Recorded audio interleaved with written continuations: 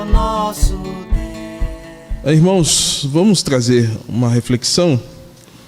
Hoje eu não vou abrir o livro de Jeremias, eu vou num correlato de Jeremias. Eu vou lá para o livro de Crônicas, capítulo de número 36, capítulo 36, que faz uma correlação com o capítulo 39, que nós falamos na semana passada, sobre a queda, né, a queda de Jerusalém, o momento que praticamente Nabucodonosor invade Israel, invade Judá, invade Jerusalém, e toda uma derrota ocorre naquele contexto. Tá bom? Então vamos ler 2 Crônicas, capítulo 36, do verso 11 até o verso de número 21.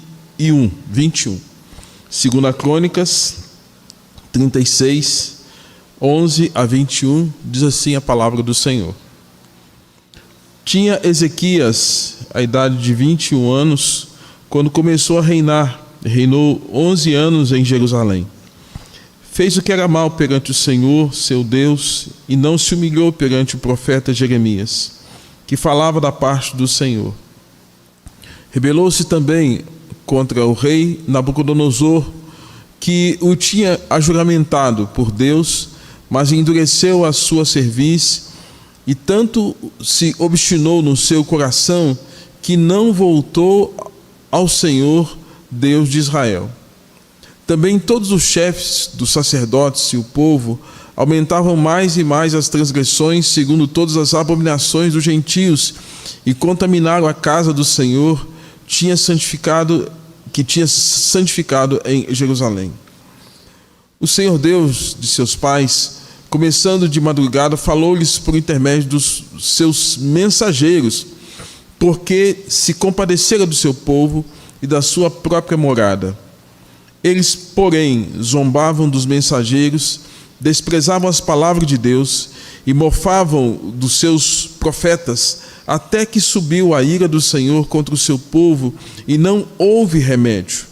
Por isso, o Senhor fez subir contra ele o rei dos caldeus, o qual matou os seus jovens à espada na casa do seu santuário, e não teve piedade nem dos jovens, nem das donzelas, nem dos velhos, nem dos mais avançados de idade. A todos os deu nas suas mãos. Todos os utensílios da casa de Deus, grandes e pequenos, os tesouros da casa do Senhor, os tesouros do rei e dos príncipes, tudo levou ele para a Babilônia. Queimaram a casa de Deus, derribaram os muros de Jerusalém, todos os seus palácios queimaram, destruindo também todos os seus preciosos objetos. Os que escaparam da espada, a eles levou ele para a Babilônia, onde se tornaram seus servos e de seus filhos até o tempo do rei da Pérsia, para que se cumprisse a palavra do Senhor por boca de Jeremias, até que a terra se agradasse dos seus sábados, todos os dias da desolação. Repousou até que os 70 anos se cumpriram. Até o verso de número 21. Senhor Deus, nosso Pai, mais uma vez, contamos com a graça do Senhor, o teu perdão, as misericórdias renovadas sobre nós nesta manhã, ó Deus, e contarmos que o Senhor esteja nos abençoando durante esse dia, em especial nesse momento onde a palavra é aberta e parte do teu povo aqui da Igreja do Vale participa, ó Deus, ouvindo as orientações bíblicas, as correções, as exortações, as palavras de consolo. Ó Pai, a palavra do Senhor é fiel. E nós cremos, ó Pai Santo, que a despeito de sermos instrumentos falhos, limitados, que ela tenha a eficácia e prospere como o Senhor a designou, trazendo entendimento, trazendo quebrantamento, trazendo correções, trazendo temor ao nosso coração. Aplica a tua palavra nesta manhã em nossos corações. Assim oramos em nome de Jesus. Amém. Irmãos, nesta manhã então nós vamos estar conversando bem rapidamente sobre a destruição de Jerusalém, a casa da paz. E aí eu quero fazer uma revisão bem rápida aqui sobre o que já pudemos ter aqui no dia de hoje, nesse domingo. No início do nosso culto, nosso irmão presbítero Renato leu o Salmo 122. Alegrei-me quando me disseram, vamos à casa do Senhor. O Salmo 22 detalha praticamente o que acontecia antes em relação ao templo, à cidade, aos muros e a devoção que o povo hebreu tinha acerca de Deus. Os Salmos, ele traz para nós aí uma mensagem preciosa, né? Alegrei-me quando me disseram, vamos à casa do Senhor. E todos os detalhes que nós temos ali nesses salmos, eles são até emblemáticos, né? Porque fala da alegria de ir à casa, fala de Jerusalém como uma cidade compacta, fala das tribos que subiam ao templo. É como nós aqui, né, que chegamos à igreja do Vale, quando em cultos presenciais, cada um vindo de um ponto, né, irmãos vindo lá de Contagem, né, irmãos vindo aqui de Ibirité, desse trecho do Vale, dos mais variados pontos aqui, Marilândia. É como se nós subíssemos e viéssemos ao templo. E aqui ele fala que as tribos faziam também o mesmo que nós fazemos hoje, ou nós fazemos o mesmo que eles faziam antes, né? E que o objetivo aqui do Salmo 122 é a gratidão que o povo tinha em relação ao que Deus tinha feito em suas vidas. Hoje aqui nós estamos gratos porque o Senhor de fato tem cuidado de nós, apesar de tribulações, enfrentamentos, Covid, mas o Senhor tem cuidado de nós, toda a provisão tem vindo sobre nós, por isso nós estamos alegres e nós subimos à casa de Deus numa expressão de gratidão pelo que o Senhor tem feito. Depois ele fala o seguinte, que em relação a Jerusalém, lá estavam os tronos de justiça. Olha só que maravilha, lá estavam os tronos de justiça. E aqui há uma petição de Davi para orar por Jerusalém, orai pela paz de Jerusalém. Sejam prósperos os que te amam e reine em paz dentro em teus muros. Isso aqui, irmãos, era o que aconteceu antes. Davi foi rei de Israel praticamente no ano 1000 antes de Cristo. E é nesse contexto que Davi está expressando essa gratidão. Então esse texto ele reflete o que está acontecendo antes. O que vai acontecer depois?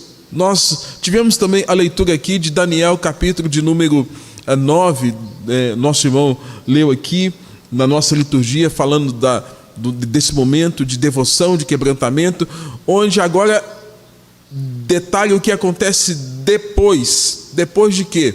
Depois da divisão do reino, depois da queda de Jerusalém, e que agora Daniel é um desses moços inteligentes, capazes, que é levado para a Caldeia, e ali entre os jovens que tinham habilidades para os mais variados aspectos da cultura caldeia que foram usados por Nabucodonosor, Daniel permanece como um servo de Deus, entendendo os propósitos de Deus para a sua vida, para a vida da nação, e Daniel se coloca como um representante do povo, falando com Deus o que estava acontecendo. E no capítulo 9 nós temos essa oração de Daniel, irmãos, que representa o que coletivamente estava acontecendo com a nação. E coletivamente aqui, quando o capítulo 9 de Daniel fala que o próprio Daniel se coloca em lugar do povo e diz assim: temos pecado, verso 5, e cometido iniquidades, procedemos perversamente, fomos rebeldes, apartando-nos dos teus mandamentos. De maneira coletiva, Daniel está enxergando o pecado da nação, o pecado do todo. E ele se coloca aqui nessa condição de humildade, dizendo: e não temos dado ouvidos aos teus servos, os profetas, que em teu nome falaram aos nossos reis, nossos príncipes, nossos pais, como também a todo o povo da terra. Daniel está reconhecendo, gente, o quanto a nação, de maneira global, total, né, estava contrária aos planos e propósitos de Deus. No verso de número 11, ele diz claramente, você pode conferir na sua Bíblia, Daniel 9:11, sim, uma afirmação categórica, sim, todo Israel transgrediu a tua lei, desviando-se para não obedecer a tua voz. Daniel, então, irmãos, ele não está pondo panos quentes. Nós somos muito bons de pôr panos quentes hoje, né? A gente é muito bom para, não é bem assim, né? Vamos tratar isso de maneira assim, mais amigável, mais amistosa. Daniel não está pondo panos quentes em relação àquilo que a nação havia vivido durante aquele tempo que antecedeu o cativeiro, e também sobre aquele momento que estavam debaixo do cativeiro. Ele está dizendo: sim, todo Israel transgrediu a tua lei, desviando-se para não obedecer a tua voz. E um pouquinho mais à frente, lá no verso 15, na parte final, ele fala assim: temos pecado, procedido perversamente. Daniel não está escondendo nada do que está acontecendo. Como eu disse, o Salmo 122 fala antes, Davi. Agora Daniel está falando depois do reino dividido, depois que o cativeiro aconteceu. E aí Daniel insere no seu conteúdo da oração uma expressão que lá no verso de número 17 fala assim: agora, pois, ó nosso Deus, ouve a oração do teu servo e a sua súplica sobre o teu santuário assolado, faz resplandecer o rosto por amor do Senhor. Daniel se lembra que o templo estava queimado, destruído, os muros, a cidade. Ele fala: Senhor, por amor do teu nome, olha, o teu santuário foi assolado, faze resplandecer o teu rosto, ou seja, a tua presença é maior e melhor do que o templo, faze resplandecer o teu rosto por amor do teu nome. E ele está pedindo para que Deus pudesse inclinar os ouvidos à sua oração.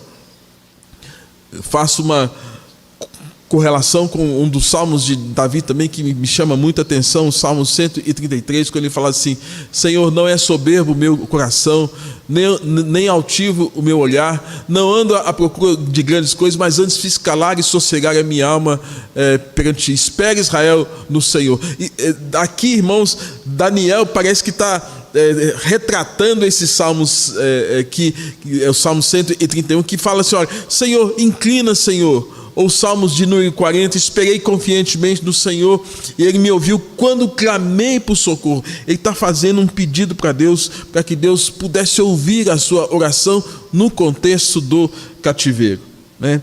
E aí a gente tem toda uma descrição, irmãos, que enquanto Daniel está orando, verso de número 20, diz assim que falava eu ainda e confessava o meu pecado e o pecado do meu povo de Israel, e lançava a minha súplica perante a face do Senhor meu Deus, pelo monte santo do meu Deus. Falava ainda na oração, quando o homem Gabriel. Quem é esse homem Gabriel? Você se lembra que Deus mandou alguém para falar com Maria? Esse é o anjo Gabriel que se apresenta nesse contexto da oração de Daniel e vai dar uma palavra para Daniel. Gente, Deus deu ordem imediata para que a oração de Daniel fosse ouvida, né? E aí diz assim: falava ainda da oração, quando o homem Gabriel, que eu tinha observado na minha visão a princípio, veio rapidamente voando e me tocou a hora do sacrifício da tarde. Ele queria instruir-me, falou comigo e disse: Daniel, agora sai para fazer-te entender o sentido. Gente, Deus ouviu a oração de Daniel e ali houve uma teofania, uma epifania, algo maravilhoso quando Daniel está orando, e uma oração de confissão, uma oração onde ele se coloca como servo do Senhor, orando pelo pecado da nação. Por isso, meu irmão, leve a sério quando alguém vem à frente, ou pastor, presbítero, alguém vai fazer uma oração de confissão, porque Deus leva a sério aquilo que nós falamos com Ele, e leva a sério para trazer perdão e renovação do seu povo, da sua igreja. Mas, irmãos, eu quero então que você entenda o que aconteceu antes, Salmo 122, né? O que aconteceu no capítulo 39 de Jeremias, e agora qual o detalhamento que nós temos em 2 Crônicas, capítulo de número 36. O que aconteceu? Aqui nós temos em Daniel a identificação do pecado da coletividade E aqui no capítulo de número 36, nós temos o pecado individual, digamos assim, mais pessoal, mais concentrado na vida do rei Zedequias, que é o que a gente quer ver nesta manhã de maneira bem rápida, de maneira bem pontual. Uma vez que nós precisamos lembrar que Jerusalém significa base, alcance, ou alcance da paz, ou fundação da paz. O que é mais tradicionalmente conhecido, o significado de Jerusalém é casa da paz, ou cidade da paz. Tá? E o que a gente percebe? Que a casa da paz, ou a cidade da paz, estava sendo exposta a não ter mais paz, né? O último rei antes da queda foi alguém que, pela presença do pecado na sua vida e pela obstinação que ele teve em relação a uma vida contrária àquilo que o seu pai, o rei Josias, havia vivido, agora Zedequias, ele prefigura de maneira individualizada, irmãos, um estado de rebeldia contra Deus e, consequentemente, a sua postura traz um grande prejuízo para a coletividade. E o quanto isso interfere naquela cidade que tinha o nome de Casa da Paz ou Cidade da Paz, agora essa paz é destruída, essa harmonia é destruída e todo um sofrimento ocorre a partir disso. Então, Zedequias, ele iniciou o seu reinado com 21 anos e existem algumas marcas do seu reinado que estão concomitantemente ligados ao pecado da coletividade e o pecado do indivíduo. Parece que estão comunados, né? Parece que estão caminhando juntos. O rei está errado e a nação está errada. Daniel fala do pecado da nação, e agora no capítulo de número 36 está falando do pecado especificamente do rei, o quanto isso foi prejudicial. Isso nos mostra, irmãos, que Deus, ele nos enxerga como um todo. Os olhos do Senhor estão sobre toda a terra, estão sobre o que está acontecendo no mundo hoje, mas também estão sobre o que acontece na sua vida, na sua particularidade. Então nós não podemos desprezar que na sua onisciência, no saber soberano e único do nosso Deus, Deus não tem como não saber de tudo que acontece com todos, e Deus não tem como não saber tudo que acontece com um. Deus não tem como não saber o que acontece com a nação brasileira, com a América do Sul, com a América Central, com os continentes, como Deus sabe o que acontece com cada um de nós. Com você que está aqui nos assistindo nesta manhã.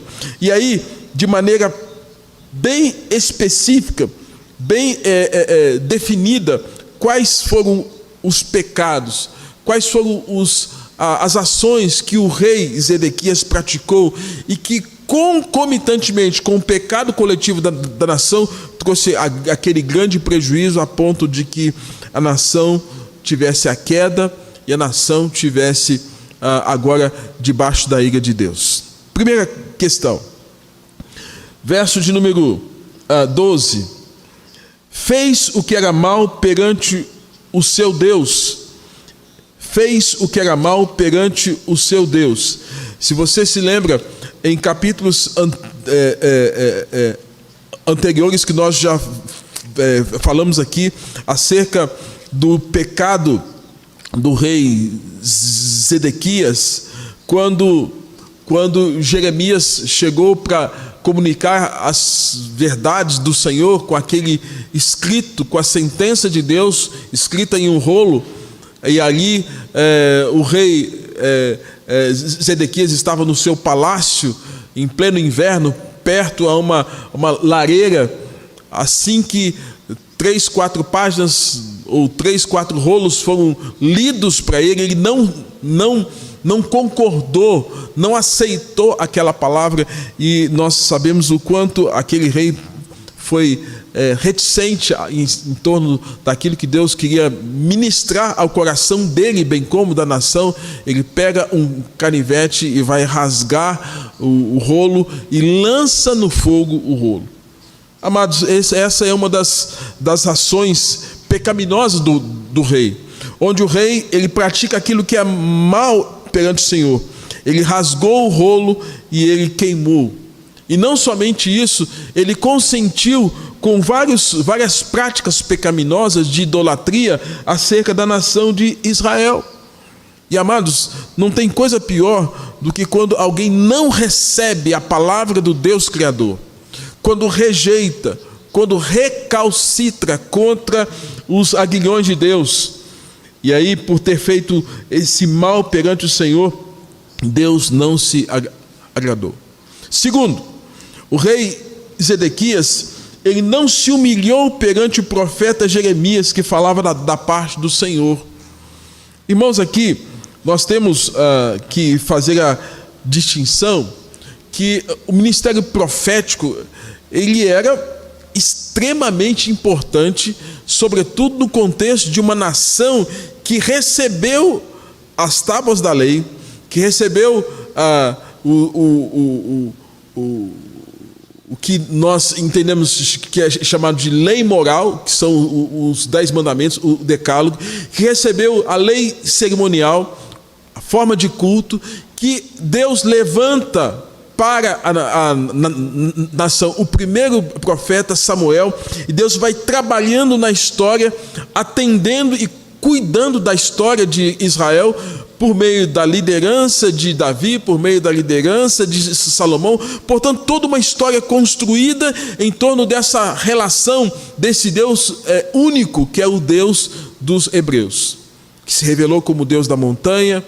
como Deus da guerra, o Deus da cura, Jeová Rafá. Israel tinha todo um histórico, um pano de fundo, onde não havia a existência da nação se não fosse Deus. Ele só era o que era porque Deus havia sustentado. E agora, irmãos, então, portanto, a figura do profeta, ela estava já bem definida na vivência daquele povo.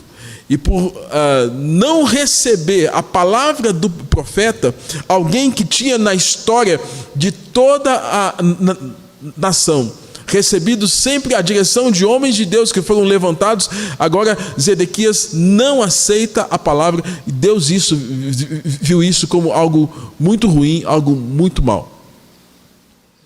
Eu já tive como pastor, em alguns momentos da vida, alguém falou assim: pastor, tem alguém que está afastado da igreja, e será que o senhor podia fazer uma visita? E eu, muito prestativamente, já me coloquei para fazer várias visitas, pessoas que estavam afastadas da igreja, né, e concomitantemente, né, a gente presume também que de Deus. E você chegar à porta da casa da pessoa para fazer uma visita, a pessoa: não, eu não quero visita, eu não pedi visita. Irmãos, é um tanto constrangedor isso, passar por uma situação dessa é um tanto constrangedor, mas eu não tenho crise mais com isso. Confesso que os meus anos de pastorado já me ensinaram bastante coisa. Eu não tenho crise com isso, porque se eu me coloquei ali na condição de ser um mensageiro da palavra de Deus, para levar uma palavra de consolo, de alegria, de esperança, de salvação, e a pessoa rejeita a visita, rejeita a palavra, eu não tenho crise, porque eu não vou associar a rejeição dele com a rejeição da minha pessoa. Porque mais do que um pecador como eu, ele está rejeitando a palavra de Deus. E quando você rejeita a palavra de Deus, você não está abrindo seu coração para aquilo que pode trazer a cura e benefícios espirituais para a sua vida, para a vida de uma família, ou até mesmo de uma nação. Gente, o que está acontecendo aqui é isso. O rei Zedequias falou: não quero saber mais de profeta, não quero saber mais de pastor na minha casa. Já ouvi isso, não quero mais.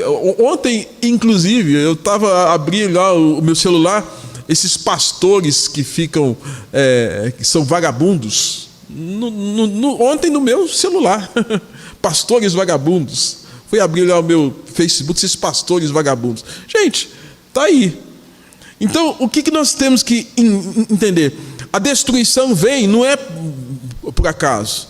vão dando sinais, passos que vão acontecendo. O primeiro passo que aconteceu, fez o que era mal, não se humilhou perante o profeta Jeremias, que falava da parte de Deus. Rejeitar a palavra do Senhor.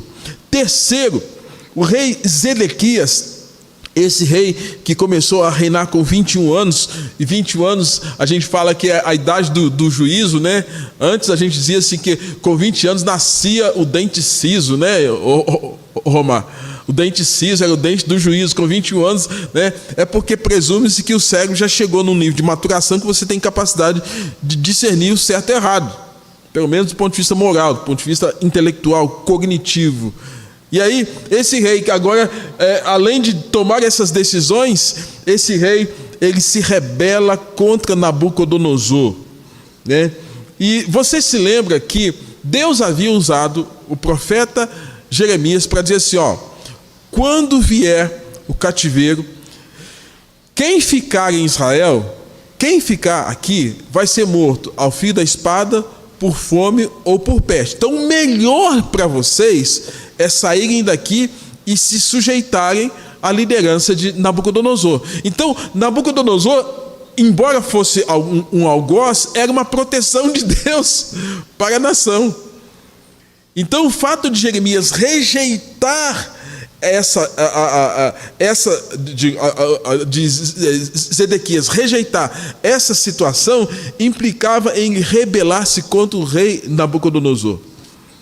Mas eles não entenderam que, a despeito de estarem indo para o cativeiro babilônico, se sujeitasse àquela correção, àquela disciplina, eles haveriam de ser protegidos e renovados nesse aspecto. Porque na Babilônia eles poderiam plantar, eles poderiam edificar, eles poderiam casar, mas só não estariam mais na sua terra.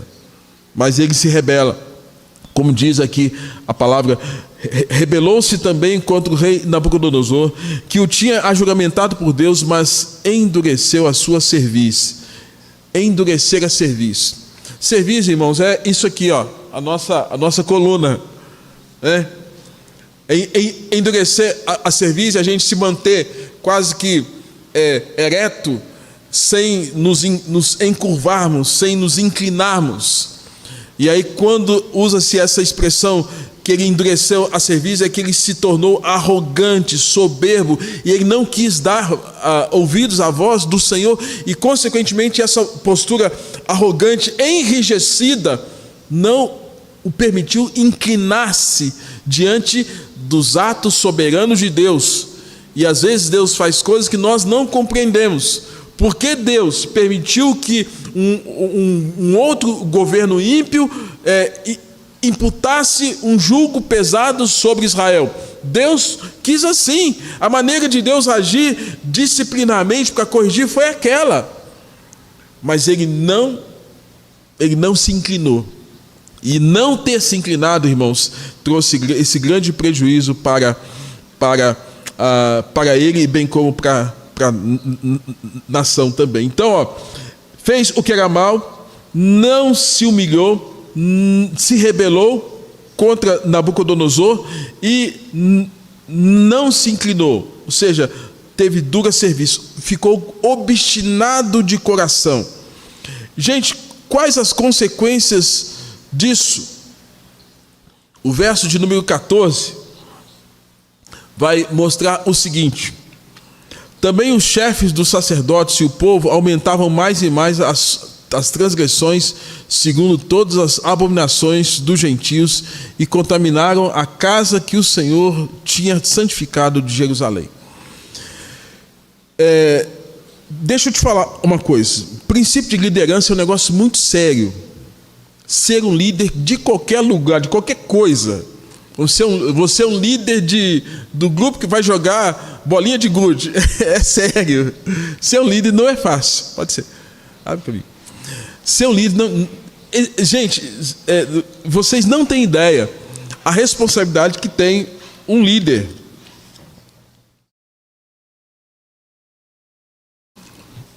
A liderança é um negócio seríssimo. E muitas pessoas acham que existe um glamour em torno da liderança. Nossa, fulano tal está lá na frente.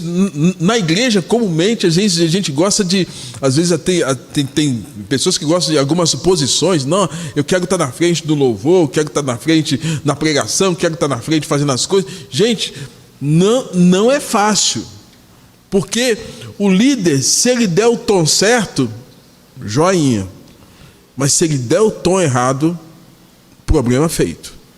Se ele der a direção errada, problema feito.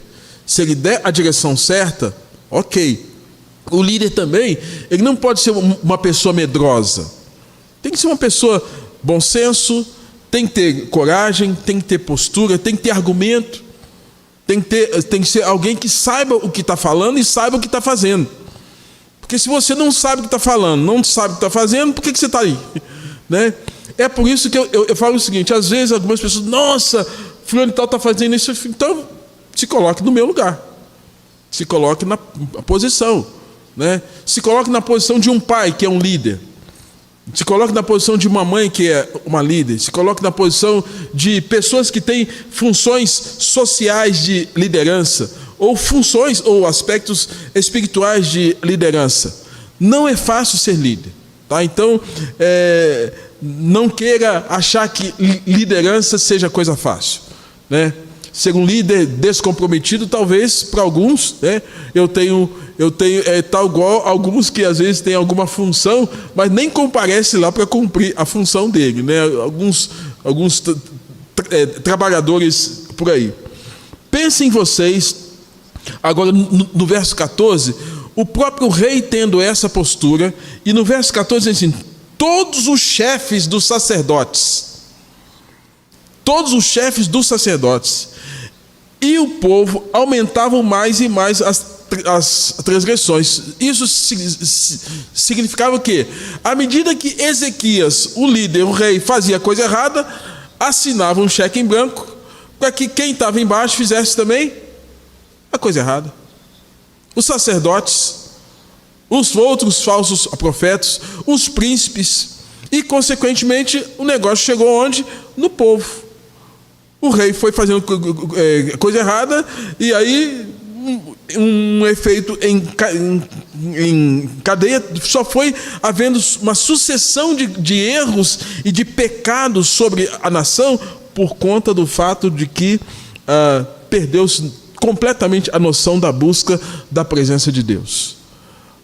O que estava no início, o que Davi falou, agora já não era mais uma realidade. Agora era o que estava acontecendo, como o Daniel falou. Não temos templo, está tudo assolado, o povo está em pecado, as transgressões estão aí, só tem pecado sobre pecado. E é interessante, irmãos, que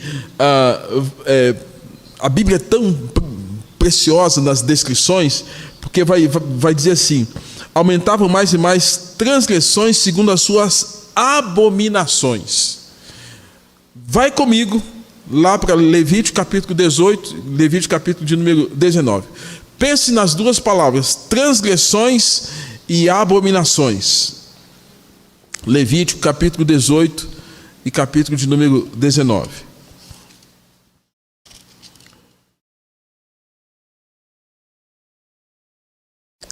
Levítico capítulo 18 e 19 vai ser parte quase que do que a gente chama de lei cerimonial também, um código de ética judaico, né?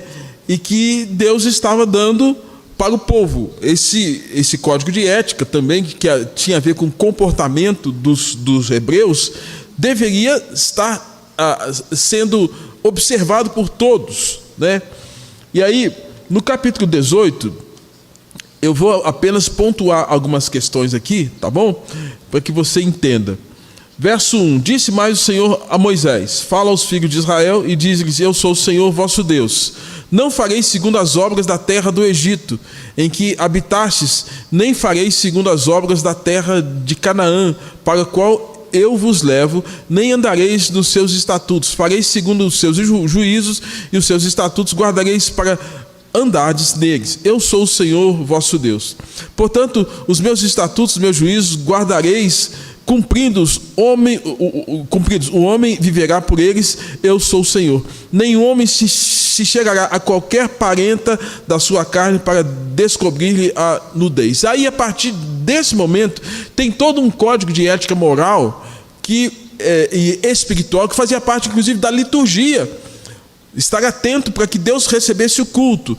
Você vai ver que lá no verso de número 22 fala assim, verso de número 21, e da tua descendência não darás nenhuma para dedicar-se a Moloque, nem profanarás o nome de teu Deus, eu sou o Senhor. Com homem não te deitarás como se fosse mulher, é abominação. Nem te deitarás com animal para te contaminares com ele, nem a mulher se porá perante um animal para ajuntar-se com ele, é confusão. Aí, verso 27, porque todas essas abominações fizeram os homens dessa terra, que nela estavam antes de vós, e a terra se contaminou. Não suceda que a terra vos vomite, havendo-a vós contaminado, como vomitou o povo que nela estava antes de vós. No capítulo de número 20, também ali há uma descrição, verso 2, fala toda a congregação dos filhos de Israel, e diz-lhes, santos sereis, porque eu, o Senhor, vosso Deus, sou santo. E aí, nessas orientações, nós temos a descrição, verso de número 10, não rebuscarás a tua vinha, nem lhe colherás os bagos. Verso 11, não furtareis, nem mentireis, não oprimas o teu próximo. Gente, então aqui nós temos uma descrição da lei cerimonial de pecados que aí podem ser denominados de transgressão e aqueles que a Bíblia chama de abominação. Percebam que agora isso foi dado lá atrás nos dias de Moisés, na lei cerimonial, e o povo tinha que obedecer essas prescrições. O tempo passou, e passou-se o tempo, e agora já entre o ano 605, que é o ano em que Jeremias está detalhando acerca da queda de Jerusalém, Deus está chamando atenção, porque o povo está fazendo as mesmas ações pecaminosas, transgressões, bem como as abominações que ele reprovou e denunciou como pecado e que agora estava sendo praticado. Que ponto que a gente pode fazer com o que está acontecendo hoje, irmãos? Não sei se vocês sabem que a Argentina, há pouco tempo, aprovou a questão do aborto na 14ª semana. Nessa semana morreu uma das pessoas que eram protagonistas, que defendiam que defendiam a questão do aborto. Ela foi fazer um aborto, morreu. E naquele contexto do Velho Testamento, Moloque era o deus que recebia as ofertas, que eram vidas. E dentre elas as crianças eram oferecidas a Moloque. Hoje não se fala, estamos oferecendo a Moloque, mas as pessoas estão aí praticando as mesmas abominações lá do Velho Testamento. A terra está sendo contaminada e as transgressões de injustiça e tantas outras coisas que a Bíblia condena e que nós estamos vendo. E que naqueles dias o rei Ezequias falou assim, gente, tudo bem, podem praticar isso, porque eu estou indo contra Deus, vocês também podem, porque ainda que não tenha dito isso, ele deu um aval para que os sacerdotes fizessem, os profetas fizessem e, consequentemente, o povo fizesse. Transgressões e abominações. E o verso de número 16, você vai ver aí, voltando para 2 Crônicas, capítulo 36, eles, porém, zombavam dos mensageiros, desprezavam as palavras de Deus e mofavam dos profetas, até que subiu a ira do Senhor contra o seu povo e não houve remédio. O povo, o pecado do rei chegou nos chefes, nos líderes, dando esse aval para ações pecaminosas, e à medida que o tempo passava, irmãos, desprezavam os mensageiros e mofavam, zombavam, debochavam da cara dos profetas de Deus naquele contexto de Jeremias. Escarneciam dos profetas, por isso que Jeremias foi preso, maltratado, jogado em uma cisterna. Irmãos, quais foram as perdas? Qual a consequência disso tudo? A consequência de disso tudo, verso de número 17, para nós já estarmos indo para o nosso encerramento. Por isso o Senhor fez subir contra ele o rei dos caldeus. Está vendo aí que Nabucodonosor foi levantado como o ato corretivo de Deus. Deus é amor, mas Deus é justiça. E Deus tinha que tratar o pecado do povo. Deus não deixa barato abominações e transgressões que são praticadas contra ele no ato de profanação, de ridicularização do seu nome. Deus não permite isso. E aí o verso de número 17 fala assim: por isso fez subir contra ele o rei dos caldeus, o qual matou os jovens à espada da casa do santuário, e não teve piedade nem dos jovens, nem das donzelas, nem dos velhos, nem dos mais avançados em idade, todos os deu nas suas mãos. Verso 18. Primeiro, morre as mais variadas faixas etárias, jovens, velhos, as crianças estão sendo mortas por conta do juízo de Deus, da tratativa de Deus em relação ao pecado da nação. Verso 18. Os utensílios da casa de Deus, grandes e pequenos, os tesouros da casa do Senhor, e os tesouros do rei, dos príncipes, tudo levou ele para a Babilônia. Então pensa você aqui, Jerusalém, muro destruído, templo destruído, invadem o templo, aquele templo que foi construído nos dias de Salomão, que foi construído com todos aqueles detalhes da liturgia, do cerimonial que Deus estabeleceu, de cortina, de utensílio, de taças, do candelabro, da arca da aliança, tudo aquilo que representava o culto a Deus, que tal qual o Salmo 122 que nós lemos no início, alegrei-me quando me disseram vamos à casa do Senhor, esse alegrei-me quando me disseram vamos à casa do Senhor, estava relacionado a ir nesse templo, onde todo esse aparato representava a oportunidade cultica, do sacrifício a Deus, da pia, do santo lugar, do pátio. Aquilo tudo foi destruído e agora os utensílios são pegos pelos caldeus e levados para a Babilônia, levados de Israel para o que a gente chama de Iraque, levados para lá. Mas gente, Deus mandou deixar isso onde? No templo. Mas o opressor invade, toma tudo e leva. Os caldeus são como a vara de Deus para com Israel. Não querem a minha presença? Deus permite, no ato permissivo de Deus, tudo isso vai acontecendo, gente. E aí, por fim, o verso de número 19. Queimaram a casa de Deus e derribaram os muros de Jerusalém. Todos os seus palácios queimaram, destruindo também todos os preciosos objetos. Verso 20, os que escaparam da espada, a esses levou ele para a Babilônia, onde se tornaram seus servos e de seus filhos até o tempo do reino da Pérsia. Morreu muita gente morreu. Mas quem sobrou foi levado como cativo para a Babilônia, até que houvesse um novo levante, quando Deus levanta o rei Ciro, o rei da Pérsia, para lutar contra os hebreus, contra os caldeus, e o rei da Pérsia permitir que houvesse um retorno para Israel, para Jerusalém. O que a gente aprende aqui, irmãos? Que esse Deus, ele tinha um propósito, uma correção divina para um povo que estava distante dele.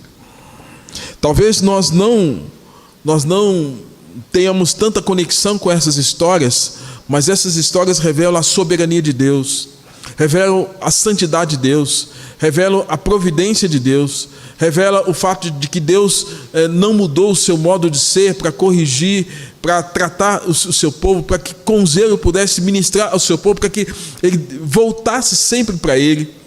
Mas nesse momento da história, irmãos, Deus não tinha outro caminho senão permitir com que tudo isso acontecesse para trazer o seu povo de volta. Hoje nós olhamos para trás e temos a história completa. O nosso grande desafio é aprender com erros e acertos deles. E um grande erro que eles cometem aqui é desprezar a Deus. é rejeitar a Deus, é rejeitar a palavra do Senhor.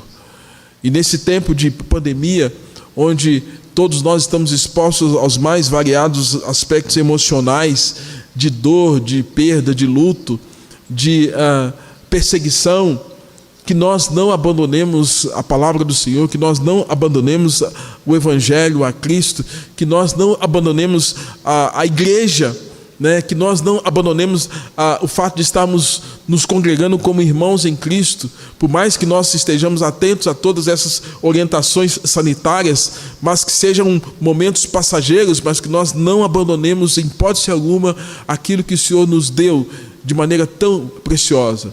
E mais que isso, podem até, tal qual, destruir o nosso templo, mas não podem destruir o santuário de Deus, que é a nossa vida, que é o Espírito Santo de Deus agindo em você. Nosso corpo pode ser até queimado, mas o Espírito de Deus está sobre você e selou a sua alma, a sua vida para a salvação, para a eternidade com Deus. É por isso, queridos, que nós temos que aprender com esses erros e com os acertos. E saber que Deus governa a história, como foi orado aqui há pouco. Deus governa a história o tempo todo. Deus não perdeu o controle da história. E nesse momento da história, 605, Deus está permitindo com que tudo isso aconteça. Posteriormente, Deus vai levantar o rei Ciro, o rei da Pérsia, para lutar contra a Babilônia, permitir com que o seu povo voltasse de novo para a sua terra. Aí você tem as histórias de Esdras e Neemias, que são homens levantados para reconstruir tudo aquilo que havia sido perdido. Então você vê que Deus não perdeu em hipótese alguma o governo da história.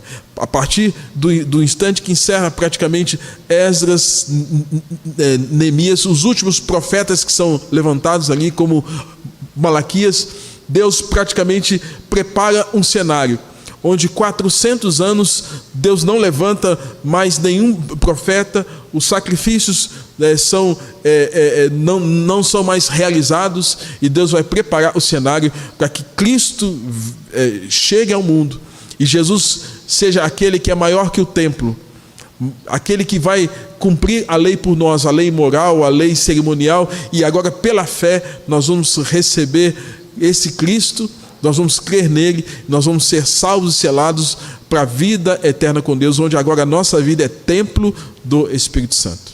É por isso que Deus nos ensina que Ele não habita em templo feito por mãos humanas, mas Deus é esse que quer habitar no nosso coração e na nossa vida. Que nós aprendamos com essas histórias, que o Senhor ministre sobre a nossa vida. Vamos orar e assim a gente vai estar encerrando nesta manhã.